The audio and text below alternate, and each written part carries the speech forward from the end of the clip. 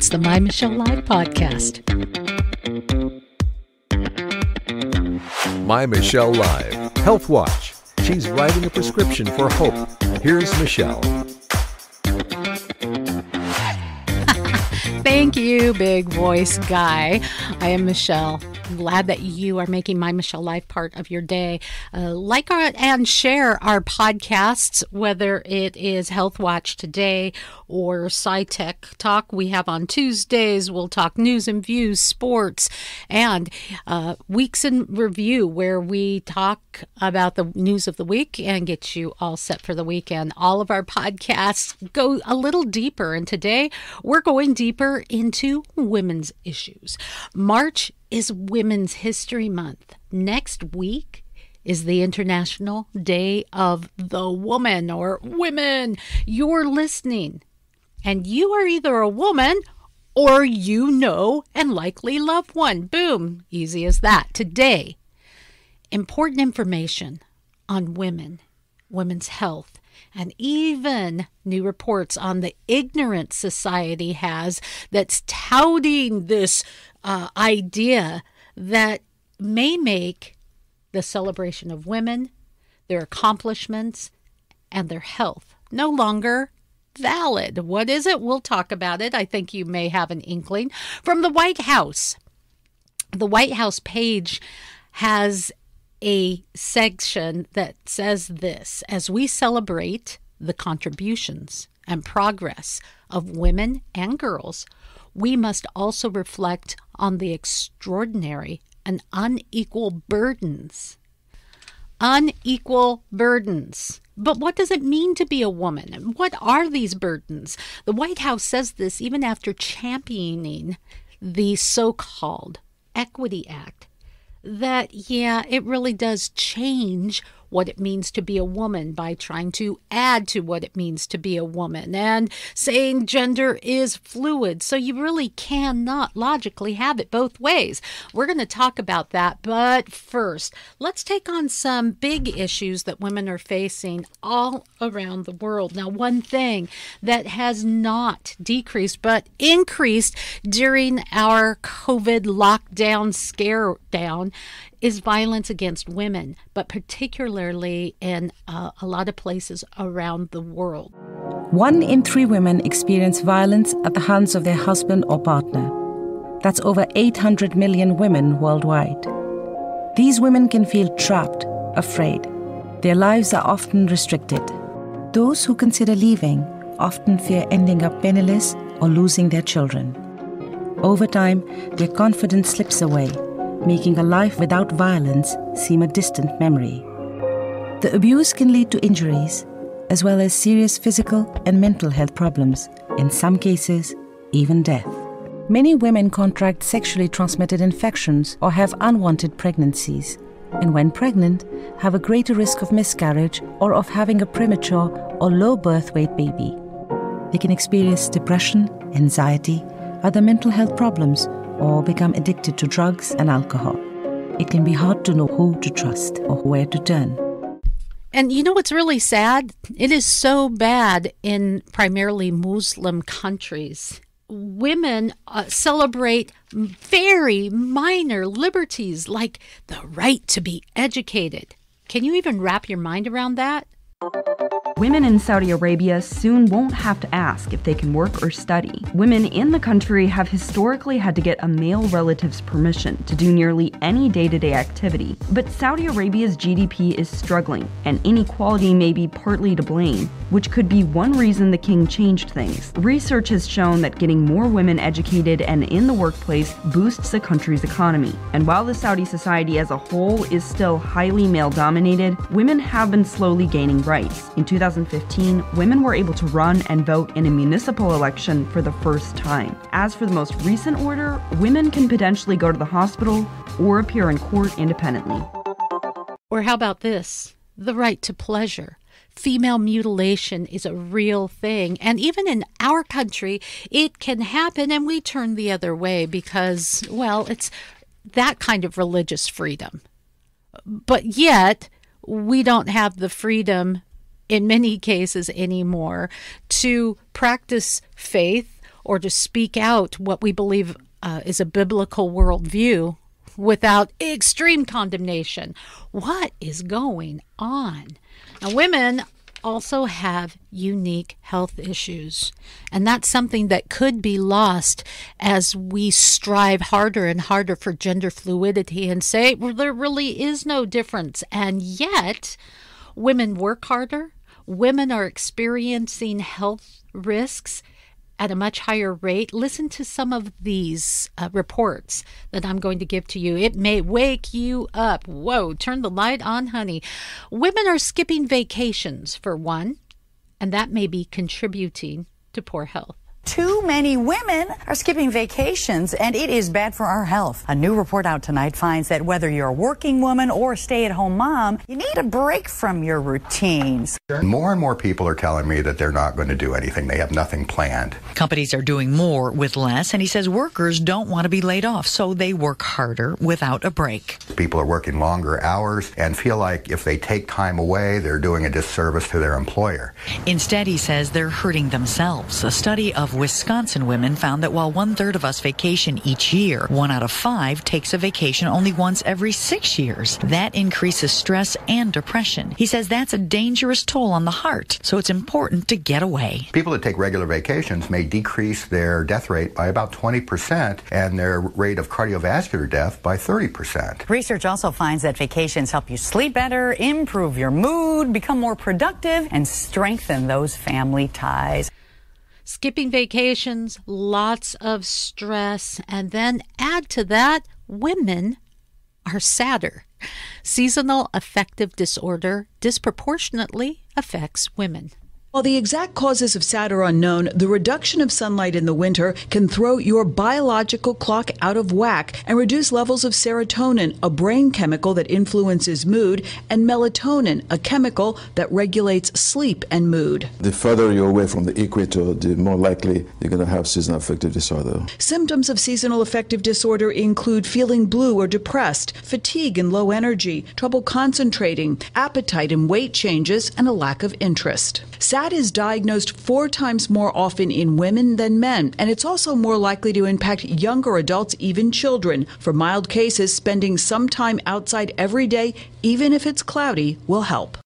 So wrap all that together and then wrap your head around this, my friend, as you're listening to My Michelle Live's Health Watch today. Women are sicker, or said to be sicker today. Yeah, that's you if you're a woman, your wife if you are married to a woman, your mother, your daughters, sicker today than ever before in human history. Could that be?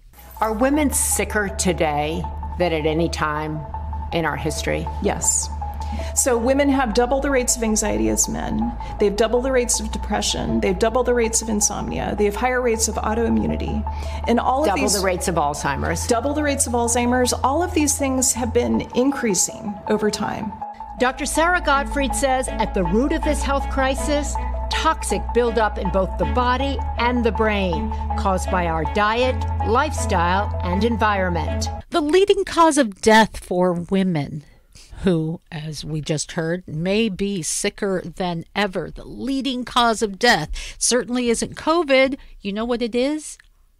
Heart health. You might be surprised to learn that heart disease is the leading cause of death for women in the United States. There are several female-specific heart attack symptoms. Out of the 35,000 women who experience heart attacks each year in the U.S., only 50% report having chest pain. So what do they feel? Some common but often unrecognized symptoms include extreme fatigue, irregular lower and upper back pain, discomfort in the neck, jaw, or one or both arms, nausea or flu-like symptoms, and lightheadedness. Symptoms can occur over hours, days, or even weeks. The American Heart Association advises women to trust your intuition if you aren't feeling normal, and head to your local emergency room if you experience any of these symptoms. Keep your ticker strong by adopting a heart-healthy lifestyle, visiting your primary care physician annually, and proactively calculating your risk for heart disease. I want to offer some help to women in the health regime. As you get older, you gain weight, you get sluggish, you don't feel like getting out and taking care of yourself. We're going to talk in just a moment about some of the issues that women are facing, the pressures of staying young and beautiful, and yet our bodies work against us. And that is absolutely why I recommend Calitrin. Calitrin is freaking amazing. It's a collagen supplement.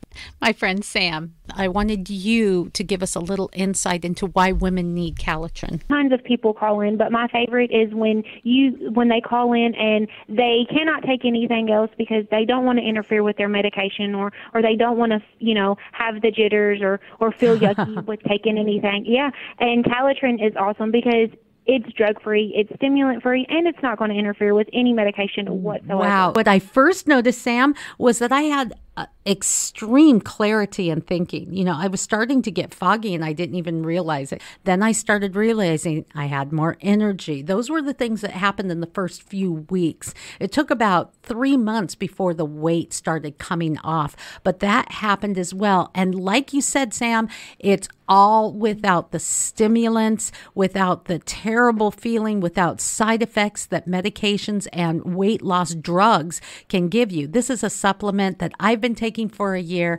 I love it because it's changed my life, and I'm telling you, it could change yours as well. This could be the beginning of something awesome in your health journey. Thanks, Sam. Thank you. So see, there is help. If you know a woman, if you are a woman, take care of you, sicker than ever before in history.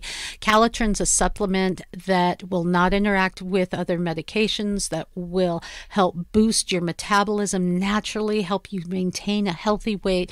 You heard all of that. So you can go to MyMichelleLive, click on the link. Be sure to use the promo code MyMichelleLive to get the absolute best deals and stay healthy. All right, now more for women's health, and this is more of a mental health issue. We are spending a lot, wasting a lot of money on one thing: vanity. New research by Groupon looked into the spending habits of Americans and found the average woman in the U.S. will spend $313 a month on their appearance. Over the course of a year, this adds up to almost $4,000. Over the course of a typical lifetime, that adds up to almost $250,000. And men aren't too far behind.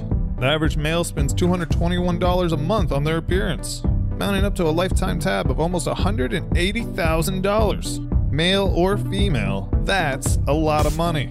According to the study, weight is the main concern for both sexes, followed by hair and skin quality. Women feel more worry around their appearance overall, with 30% saying they worry often about how they appear, versus 21% of men, which is why it's no wonder nearly a third of women say they would consider plastic surgery to maintain a youthful look. Turns out people in their 30s spend more on facial moisturizer and anti-aging products than people in their 40s, 50s, and 60s. But it's those youthful 20-year-olds that spend more on makeup than any other age group.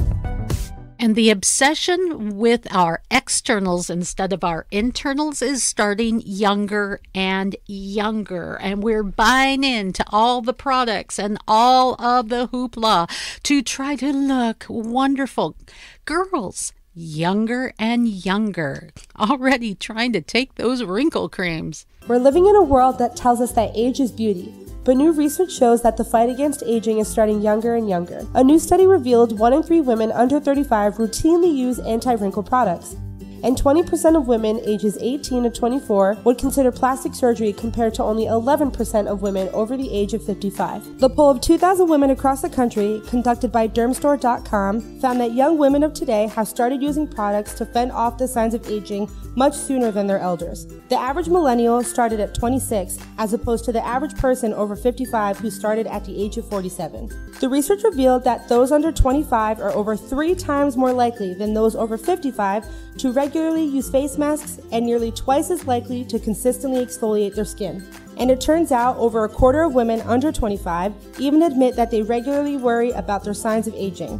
and this number increases to 42% for those aged 25 to 34. Luckily, however, it looks like this concern begins to decrease after the age of 55. And see, that's why I say just something natural like taking care of yourself, making sure you have the right nutrition, like supplements from things like Calitrin, that can really help. But maybe some of the problem is the amount of time women spend disproportionately in social media. Social media where we post our pictures, but we can't let those pictures out without making sure that they're finely filtered. And then women going for plastic surgery because, well, darn it, we want to look like those filters on our phones, to the point where we don't even look human anymore, right? Or anything like we really look like. This is the reality.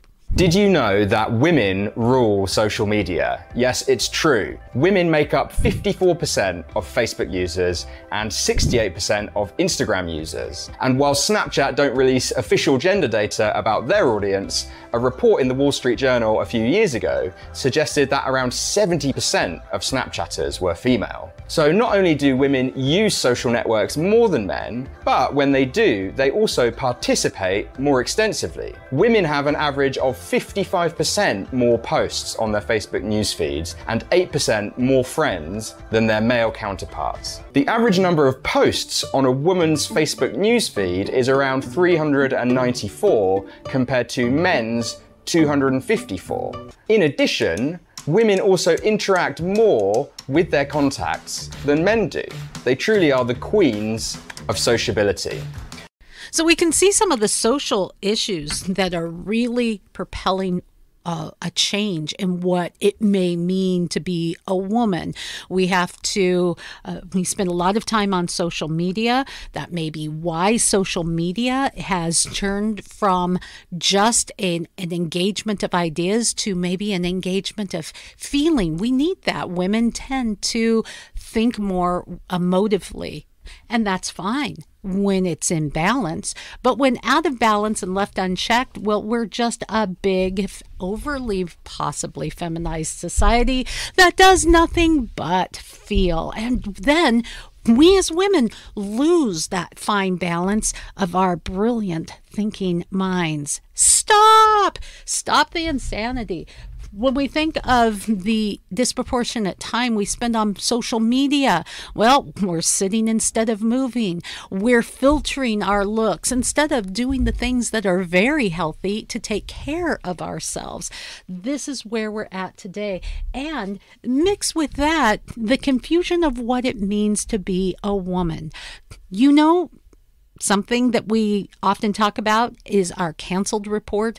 Well, breastfeeding is now canceled. You know, back in, I want to say the 70s, late 60s, 70s, there was a protest against Nestle. And it lasted for decades. In fact, when I was growing up, I wasn't allowed to have any Nestle chocolate products. And I loved the Nestle, was it Crackle? Crunch? I wasn't allowed to because my family was boycotting Nestle. Why were they boycotting?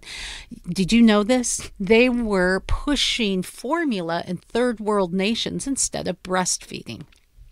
And we know that breastfeeding is the best thing for children to get them started right, to build their immune system, to protect them against some of the viruses and bacteria that are out there when a baby is sick.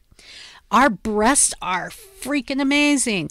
We nurse that child, and whatever it is that ails the child, it's like our bodies kick in and say, okay, we got to protect it. And you will find the immunities in the breast milk. Breastfeed your children. Well, now it's canceled because, well, not just women can breastfeed, so we call it chest feeding. I'm sorry. You will not take that away from me. Breastfeeding my daughter. Oh my gosh. I had mastitis. I was recovering from childbirth. Mastitis is an infection that you can get in your breast. And it hardens it and it hurts and it bleeds. And the best and really the only way to really truly heal is to nurse it through. And oh my gosh, I was crying. And then sometimes it felt overwhelming. Don't take that away from me. I have hard earned that. How dare you? Or now the campaigns from many feminine product companies. People bleed. Don't you give me that. I've had to walk through menstruation since age 10 and a half. Don't tell me that people bleed. There is something to biology, and if we ignore it, guess what? Women could not only suffer, not only lose some of the hard work standings that we've achieved, but women could suffer physically and their lives could be in danger.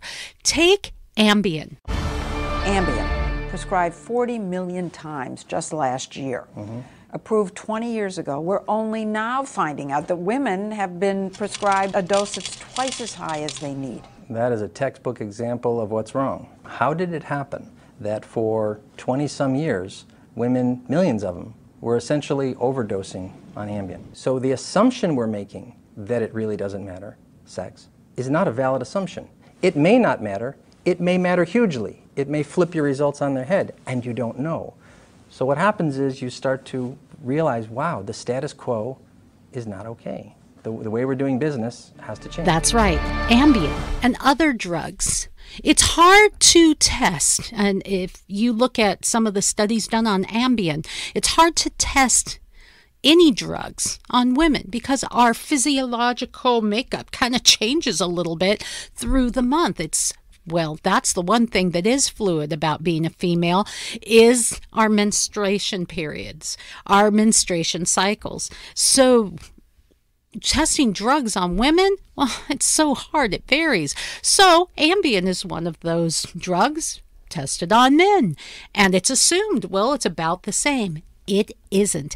And it affects women differently. Women have died because they've overdosed accidentally on Ambien. It's messed with their psyche. It's messed with their heads. They've been in this sleepwalky state, driven cars into buildings.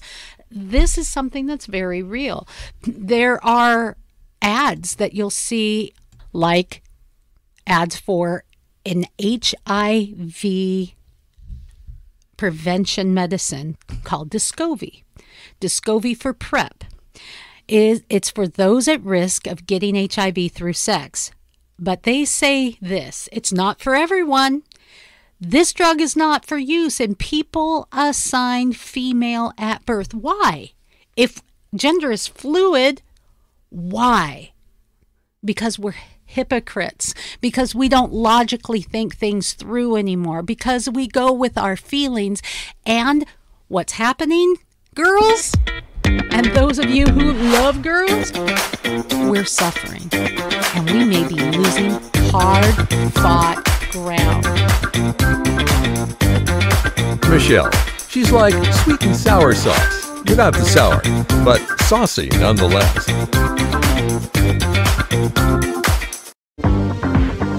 From the MyMichelleLive podcasts, here's Michelle. This Health Watch, we're celebrating women. It's Women's History Month. It is, in addition, next week, International Day of the Woman. When we're in a place, though, when womanhood is challenged and in danger, it's something we need to take on if we're going to move forward and not regress.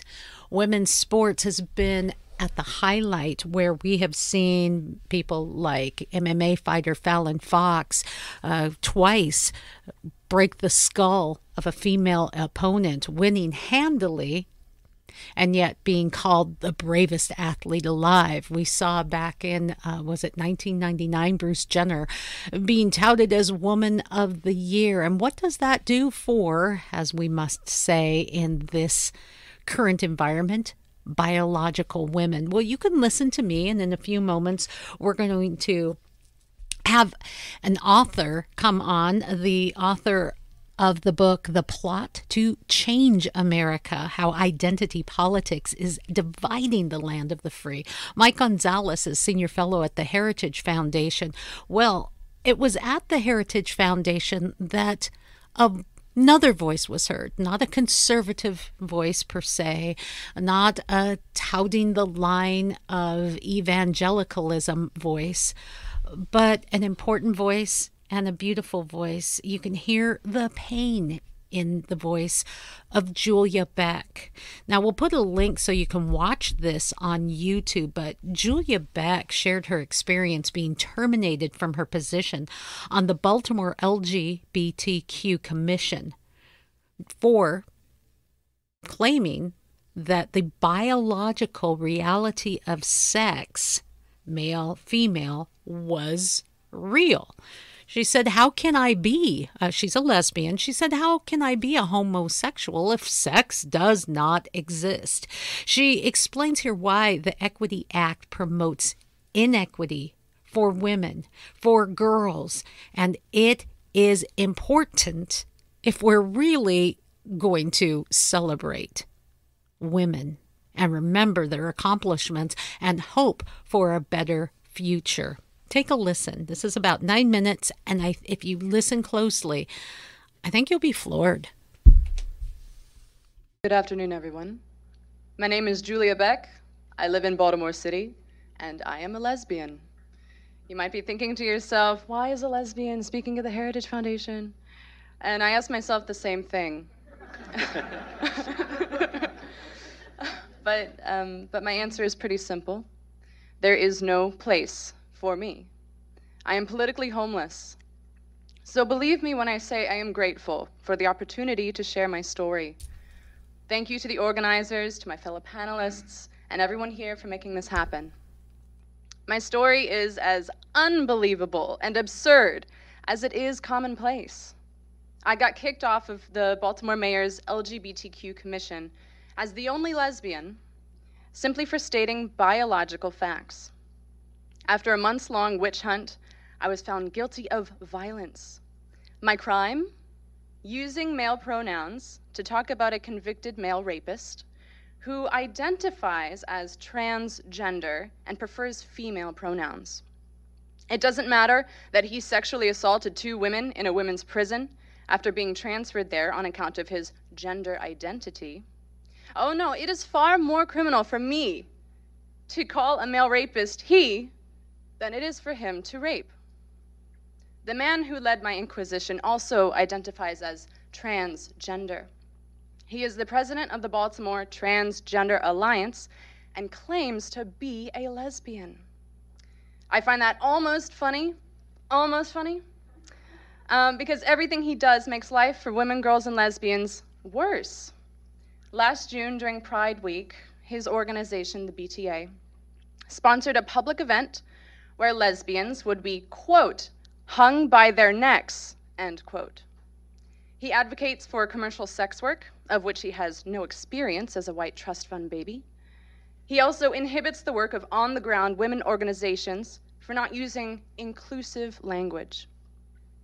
I joined the LGBTQ Commission to give lesbians a voice in our local government, to advise the mayor on our underrepresented issues.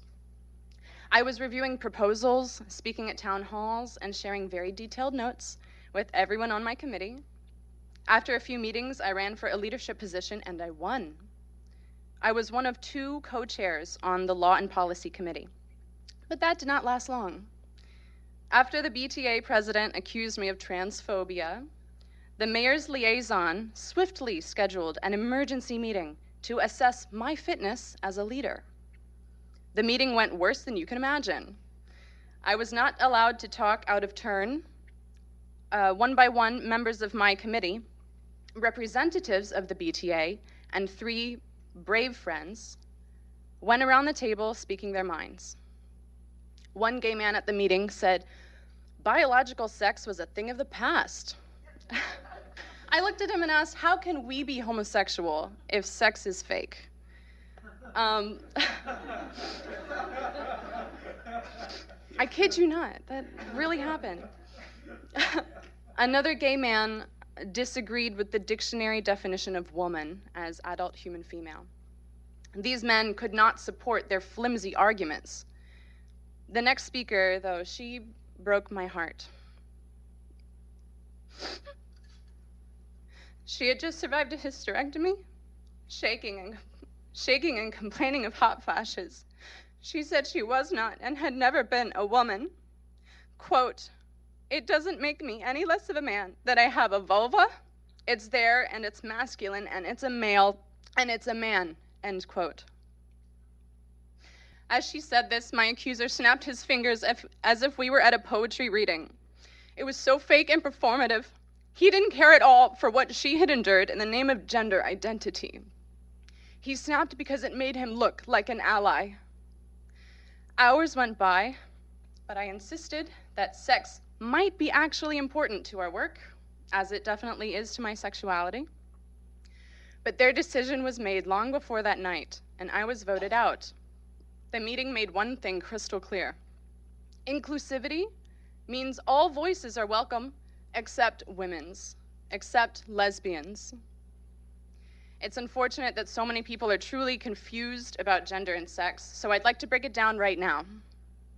There are only 3 sexualities: homosexual, heterosexual, bisexual. All the hip new identities in the alphabet soup, like non-binary, gender fluid, pansexual, are not actually sexualities.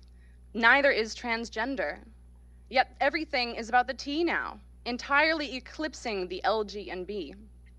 The T is diametrically opposed to the first 3 letters in the acronym, and especially to the L. Sexualities are based on sex, but gender identities are based on stereotypes. They have nothing to do with same-sex attraction. In fact, they undermine and erase homosexuals. People are not attracted to genders. Yet every lesbian I know has been pressured to accept males into our dating pools and dwindling spaces. In order to validate their gender identity, men who call themselves trans women try to break the, quote, cotton ceiling, which refers to lesbians' underwear. The completely illogical statement that trans women are women is recited like a Big Brother mantra in every leftist space. No one really believes it. But saying so will jeopardize your career, your community, and your life. Sex and gender are not the same. People like to be polite and say gender instead of sex, and often use the terms interchangeably as if they were synonyms. But they mean different things, and we must not conflate them. Sex is a biological reality. It's not a dirty word. It refers to the 2 reproductive classes in our species. Even people with disorders of sexual development, commonly called intersex conditions, are either one sex or the other. To deny this fact means we are unable to name, address, and fix systemic sex-based oppression and exploitation. Many well-intentioned people think that this concept of gender identity is the next frontier of social justice, but in reality, it is regressive. Gender is based on rigid sex roles that legitimize male dominance and female subordination. The idea of a female or male brain only justifies treating women as subhuman. Gender cements sexist stereotypes.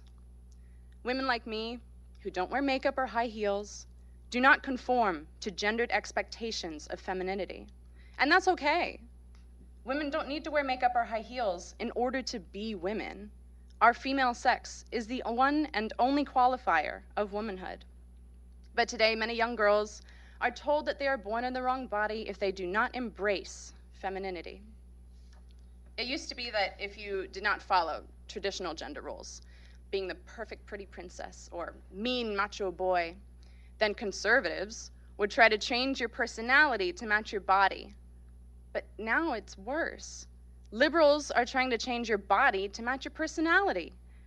As a lesbian, using a radical feminist analysis, I want to do away with both. I want all people to love themselves and live however they want in the bodies that they were born as. Girls who play with trucks and like the color blue, boys who play with dolls and like the color pink, children with autism, children who would likely grow up to be happy gay adults, are now being sterilized for defying sex stereotypes. Teenage girls are binding their breasts, shooting up foreign hormones, and undergoing dangerous, invasive surgeries. Many of these girls decide it's easier to move through the world seen as a boy rather than as a girl. And I don't blame them. Being a woman is not always fun. But the joy of sisterhood, of loving women, even as friends, is something that no doctor can supply. We are losing an entire generation of sisters to this madness.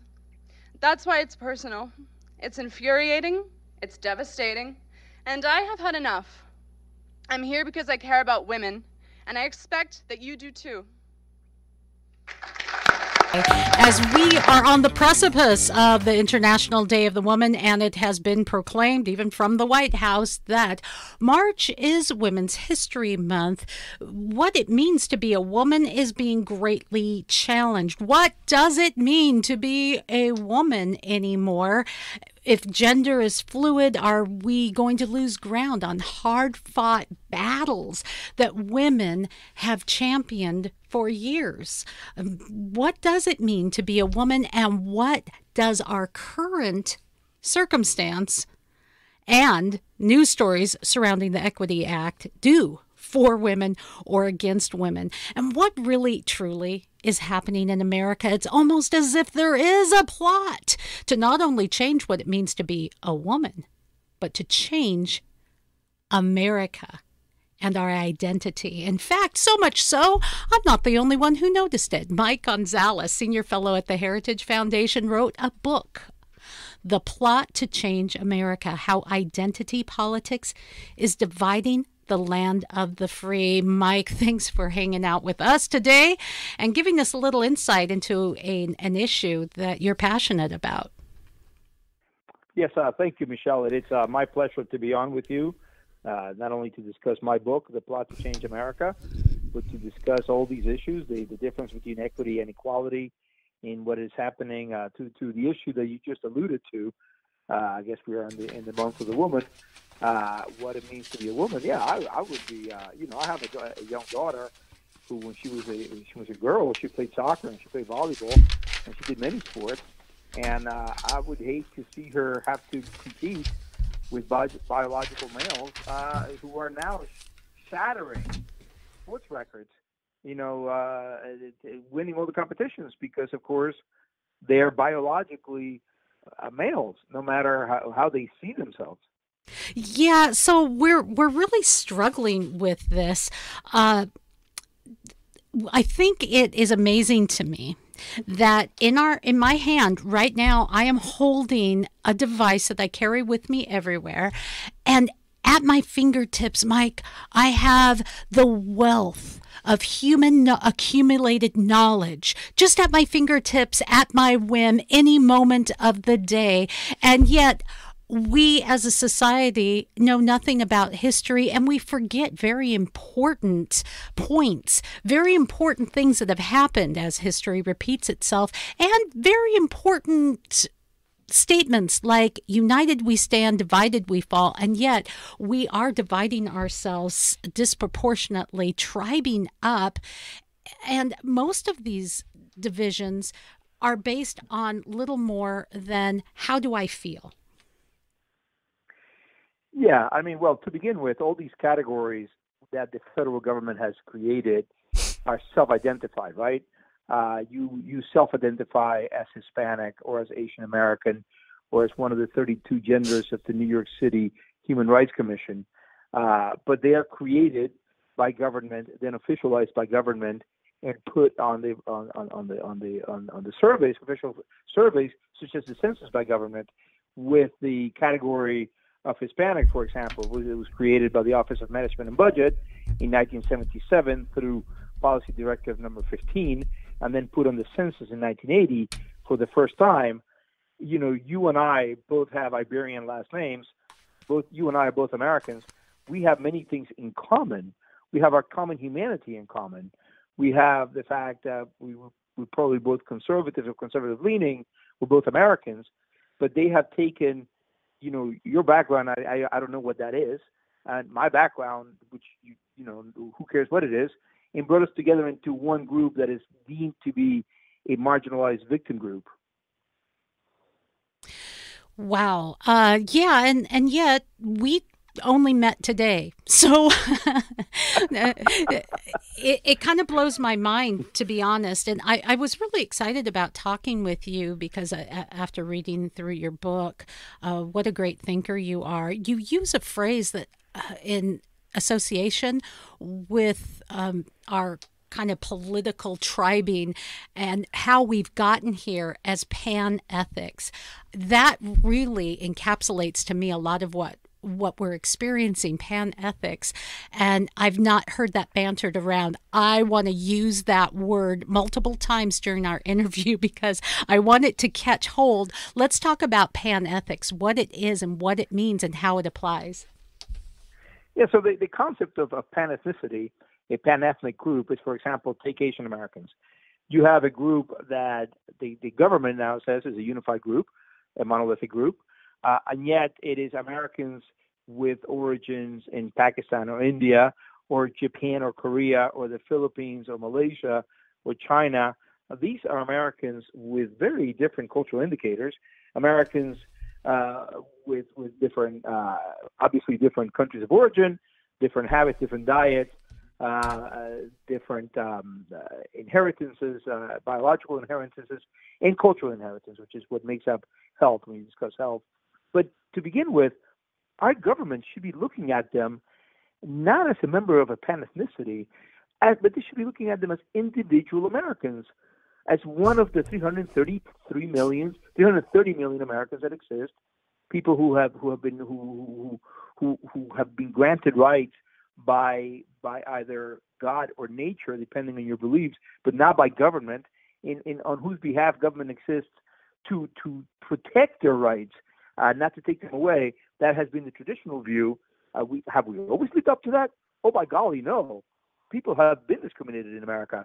But I think the ideal is to move away from that and for the government to no longer legally discriminate as it did up until the passage of the Civil Rights Act of 1964. But after that, we're supposed to have, colorblind policy making at last, which was the goal. And now we have moved away from that. And part of the reason for that is the creation of these pan-ethnic groups.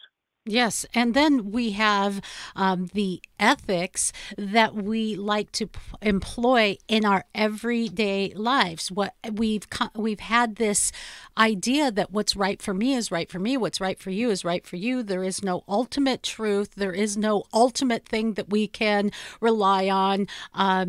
So your beliefs are your beliefs, my beliefs are my beliefs, but it doesn't stay there, does it? When we deny truth and then we say it's a free-for-all, somehow we create our own truth based on how we feel, or groupthink, or whatever the strongest, loudest, or most obnoxious tribe believes, and that becomes the new truth that must be employed, and then everyone must comply, or you'll be canceled like Dr. Seuss. Yeah, and isn't that an amazing thing that Dr. Seuss was canceled? Look, America is a liberal democracy that has always pretty much let people think what they want to think. We don't have an official religion. We don't have an established religion. But Americans have, by and large, the majority have believed that they are transcendent truths, that all men are created equal, that they're endowed by the Creator with rights. Mm-hmm. So we have had an American culture and an American set of beliefs. Having said that, the government has always let you be whatever you want to be: a Hasidic Jew, a Roman Catholic, a Protestant of any denomination, but yes, one of the things you're absolutely right that this new system that we have is that there are no transcendent truths, that everything is relative. That one expression that you hear all the time is, "I'm going to speak my truth." But there is no Mike Gonzalez truth. There is truth and not truth. There's the fact that, the sky is blue, and if 100 people take a 99-1 vote that the sky is red, that doesn't really mean the sky is red. And it is not, the sky is not red to them either. The sky remains blue. And so yes, this idea that we have no transcendent truth, that we have no absolute truth, is something that goes back really to the 1880s, to Nietzsche, but is really influenced totalitarian regimes, obviously both communists and Nazis, and it has been one of the scourges of the 20th century. And let's talk about liberty and equity. So liberty says, yes, the sky is blue. Now, if you don't think that the sky is blue and you think it's red, then we can discuss that. And you have every right to discuss that. In fact, you can believe that all you want, as weird as it is. You have that right to believe it. Science would say the sky is blue, and you would say, well, the sky is red. Science would say, well, it's blue. It's settled science. No, science says, okay, you think it's red? Challenge me. Show me your facts. Let's research it, because we might find something even deeper about the sky. Will we find that it's red? No, we will not. But we might find some other deep, interesting scientific discovery that we wouldn't have before. That is, to me, the essence of freedom and the importance of diverse thought. Right. No, absolutely. And we had a Socratic dialogue in which we were able to exchange ideas. The left now, and we're talking about really a hard left, which is not the majority of liberals or Democrats or anything like it, but they do have a lot of power in the media. They do have a lot of power in the academy, especially. What we have then is, it goes under the name of cancel culture, that there's a threat that if you say something that is not popular, it's not part of the orthodoxy of the left, you're going to have your livelihood taken away, you're going to be canceled, you're going to be made a social pariah. Nobody wants to be canceled, so it requires a lot of effort and stick-to-itiveness to stick to your views. The way I see cancel culture is as an instrument of the plot to change the country.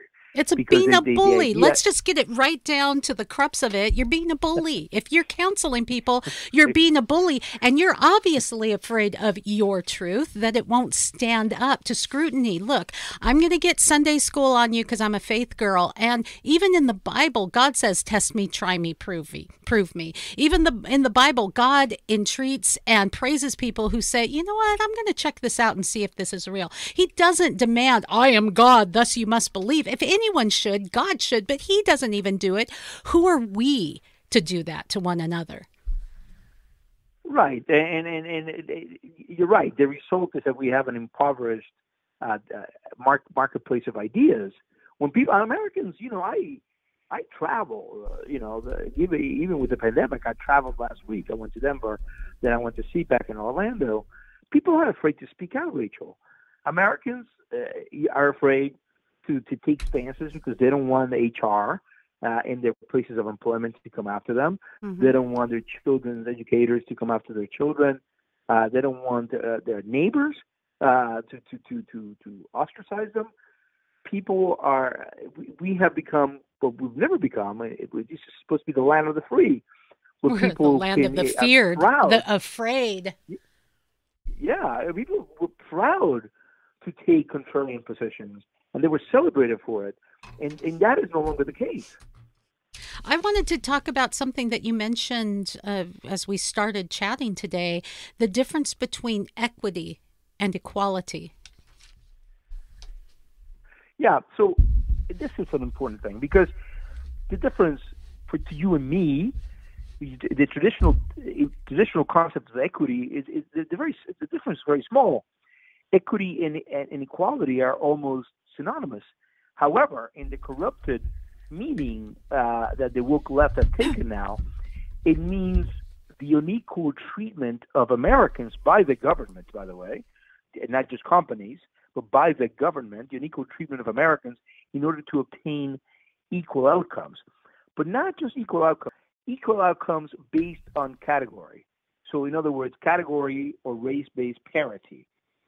And what that means, to explain it further, is that in every building, this is just a silly example, the one that I think people will get, in every building that should be inhabited by 12% African Americans, 17% of people who identify themselves as Hispanics, 50% women, in whatever the proportions of the 32 genders are, and that would obtain in the good things, such as every legislature across the land should reflect that racial composition and that sexual composition, but also in the bad things, in the prison system, in school disciplinary efforts.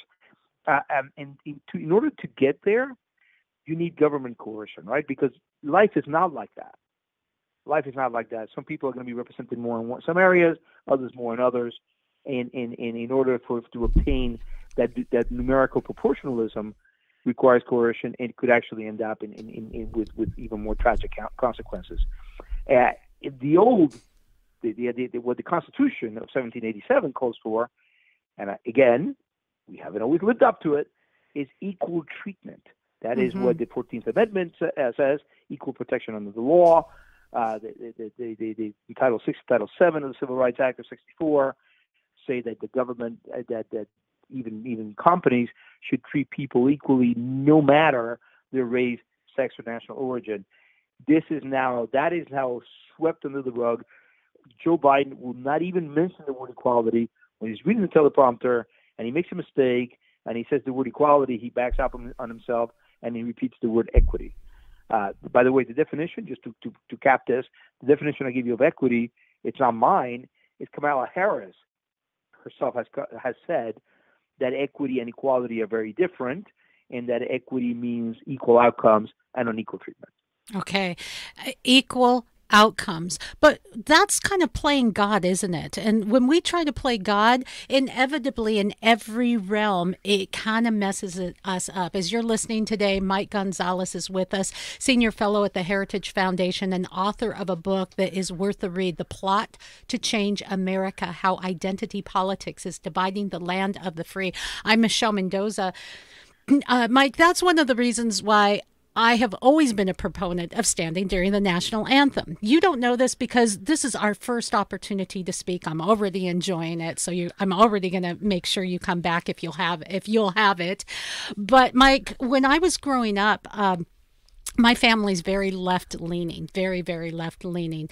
And I was encouraged not to go to patriotic assemblies at school. I did not have to salute the flag or say the Pledge of Allegiance. But as I grew, I realized that my family's idea was that there is not, much like Kaepernick, there's not equality. There's not liberty and justice for all. It's not there. But then I realized, no, it will never be there. The Constitution, our flag, our way of life isn't saying that there is equity or liberty and justice for all. It may not be there, but that is the standard that we are trying to rise to. That's what we're fighting for. That's what we're working towards.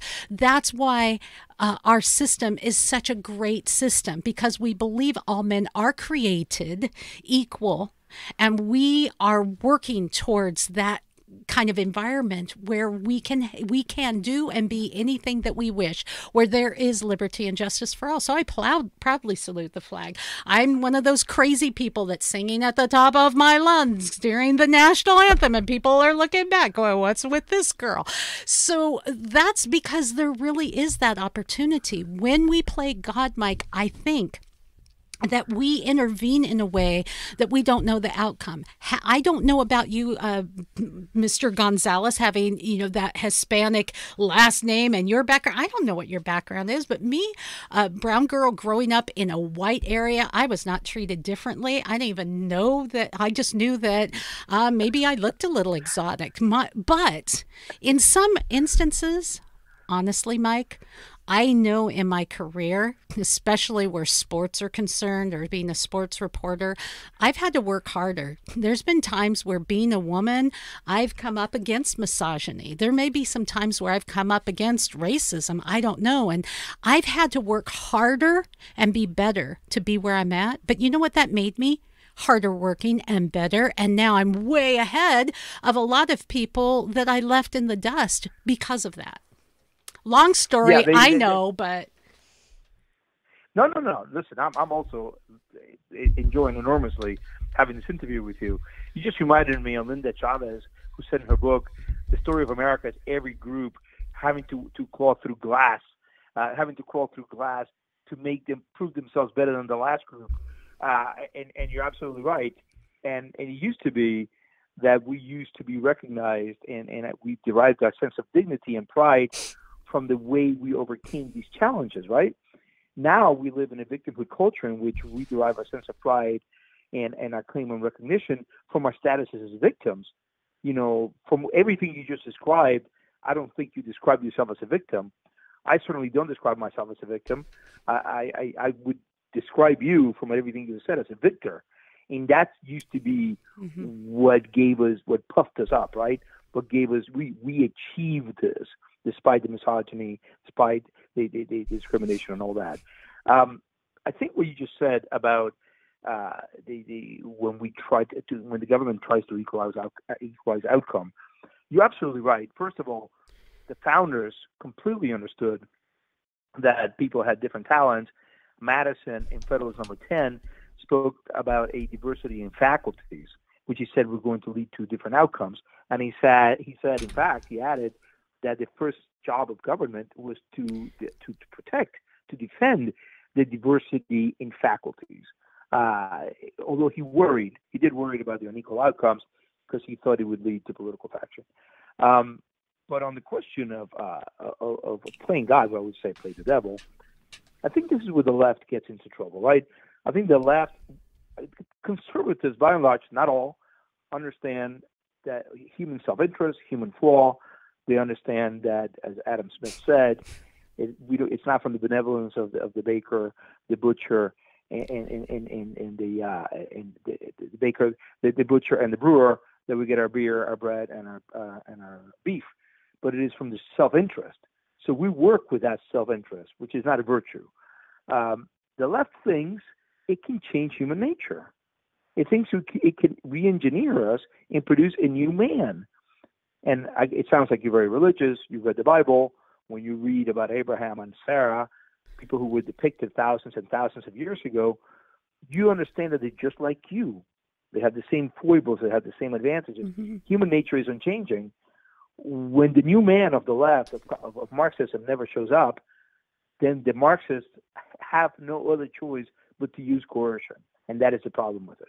Well, we try to, again, play God. You know, God's the only one that's able to rewrite us and make us better people. And yet we want to do it without following the rules. An example, the Bible says, you don't work, you don't eat.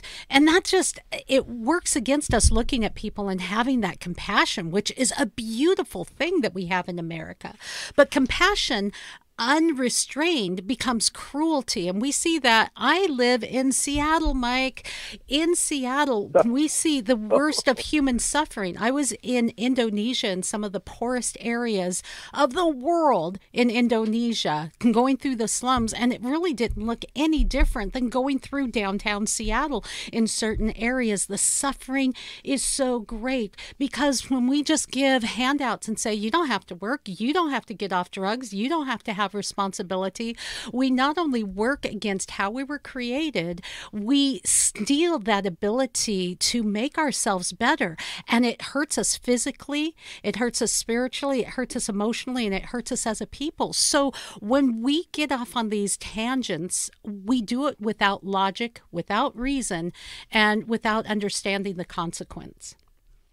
Yeah, there's no question that the left manipulates what is our best impulse, right? Which is the impulse to be compassionate, and that is an impulse that if you're religious, of any religion, you're enjoined to be compassionate, and the left understands that, and then misuses it, manipulates it, and we end up where we are today. So as we look around at some of the craziness that's happening, and again, left-leaning background, this is how I grew up questioning authority. I grew up with this compassionate edge and politically active. I kind of get that, but you even mentioned that the left has gone so left in many cases that they've left the left behind. And so we're in this place today where we're looking at America going, what is happening? You speak in your book a bit about how we got here. Yeah, I mean, this started in the 60s, or if not earlier. But well, we have to start somewhere, right? So let's start in the 60s. There were many activists who were influenced by earlier thinkers who really thought they could change America. This is why I called my book "The Plot to Change America." They could change it into something we're not meant to be, something that has more central planning, something that is more Marxist, something that is more communist. And they also don't like representative democracy. They want to have direct democracy, which means dictatorship, really. So I think in the 60s is when they begin to create these categories. The activists put a lot of pressure on government to create the categories, and then instill in the members of the categories this feeling of victimhood that we have been talking about, these grievances. And the reason they do that is so that these grievances then will become the catalyst for changing America. Well, there you go. If you alienate people. If you alienate people from America. Huh. That's good. That's good. I'm thinking along those lines. If you alienate people, if you victimize, poor me, I need help, then you need a savior to come in and rescue you. And we're seeing that with the race movement a lot. We have, these white saviors that come in like Coca-Cola and saying, we're going to teach people that even if they weren't racist before, they're going to be racist now. And we're going to teach them just how racist they are. In fact, your kids by the age of 4, if they're white, even if they're living in the poorest parts of America, don't have enough to eat at night and are wondering where their privilege is going to start rolling in, they're racist too.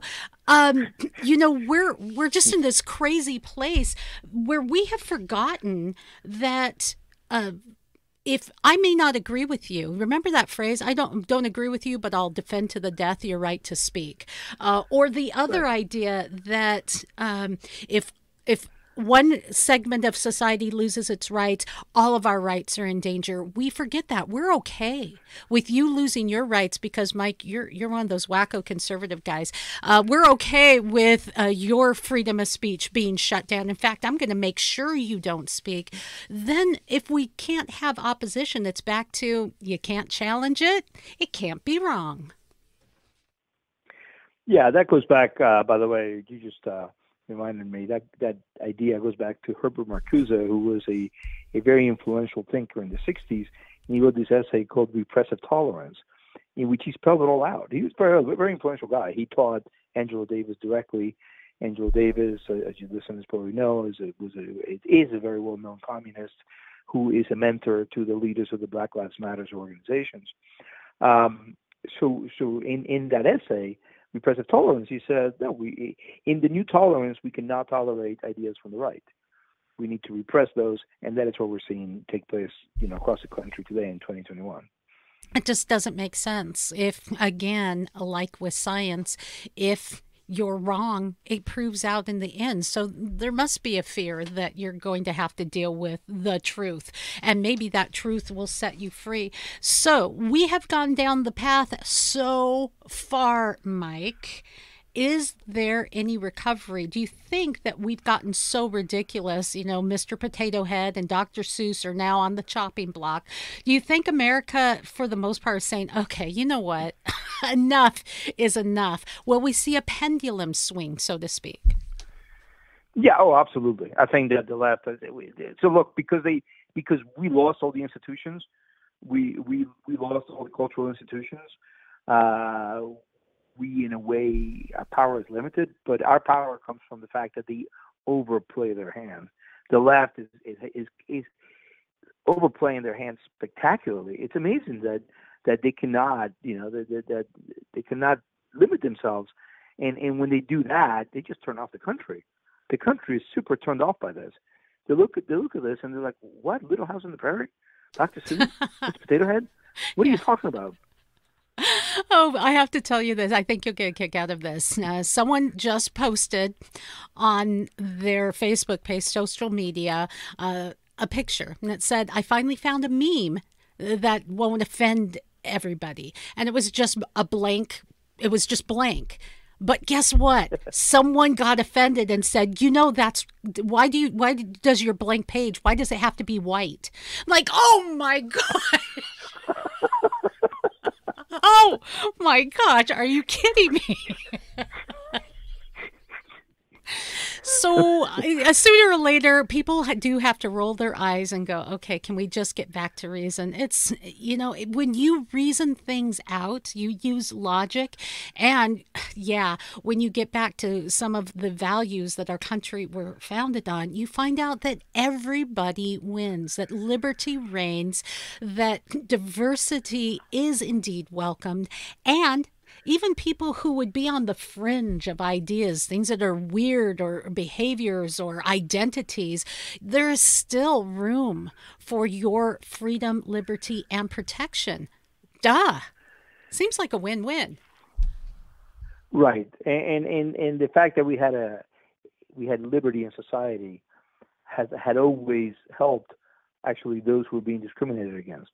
There is discrimination in America. There are racists. What we fought so hard to do is to make sure that there was no longer legal discrimination. There's no longer legal discrimination, but you just look at the history of the Ellis Island immigrants and how they were able to elbow out the WASPs and succeed despite the fact that they were discriminated against. That is evidence of the mobility that this country had because of its liberty, and the fact that the liberty that we had produced such high levels of prosperity. Well, let's hope that we can get back there. I really highly recommend your book. It gets us back to thinking instead of being indoctrinated, and it helps us to understand a little bit of a look at history. This is not the first time in the world this kind of thing has happened. Hopefully, we can use this crazy little thing that we all carry around in our pockets, purses, and hands all the time, like it's attached to us, called our cell phone. Look up some of the wealth of human knowledge and history, learn from it, read books like Mike's, and maybe there will be hope again for the greatest nation, this experiment called the United States of America. I like that little ding in the background. It's like a finality from someone's computer there. Mike Gonzalez, Senior Fellow at the Heritage Foundation. His book is The Plot to Change America. There is a link at MyMichelleLive. Mike, our first time talking, and I have loved it. Please come back. Thank you, Michelle. It was really wonderful. I do hope you invite me back. I wanted to wrap this up with the very base idea of what is behind a lot of the ugliness, the confusion, the look for equality or equity. But what is really happening here? What's really happening is we're not finding real satisfaction in who we are, in how we were created, and what we were created to do. I spoke this week with Dr. Ann Hendershott. Dr. Ann Hendershott has written the book, The Politics of Envy. You can find a link at MyMichelleLive.com. And she says that all of this can be whittled down to one deadly sin. And that is envy. It's encouraging the envy that I see permeating society right now. I see a huge increase in rhetoric surrounding envy, encouraging envy. And I think it's pretty evil to hear politicians kind of promoting that, and critical race theorists also promoting it, to engender division and hatred and resentment. When you hear a politician like... So, America, I think it's best if we all check our real privilege, the privilege of living here in the United States of America, the prosperity that we've been under that has afforded us to go really wonky, and the fact that if you're not comfortable in your skin and you need to surgically change it, if you need to reassign it, if you need to relabel it, then maybe you're not really happy in your soul and you're envying something else. Take a moment and realize that you are fearfully, wonderfully made. You are gorgeously beautiful, a work of art as you are. Do you fit in the box, the typical box of a male or female, all pink and pretty princess, or all macho and hey, I'm great at sports? Hopefully not, because God created us to be uniquely and wonderfully special for the purpose that you were created for. To me, that's the God story. If you want more information on that God story, if you want to know what it's really all about, and you haven't heard enough, you can reach me at MyMichelleLive.com. We'll catch you next time. Thanks for listening. More Health Watch at MyMichelleLive.com.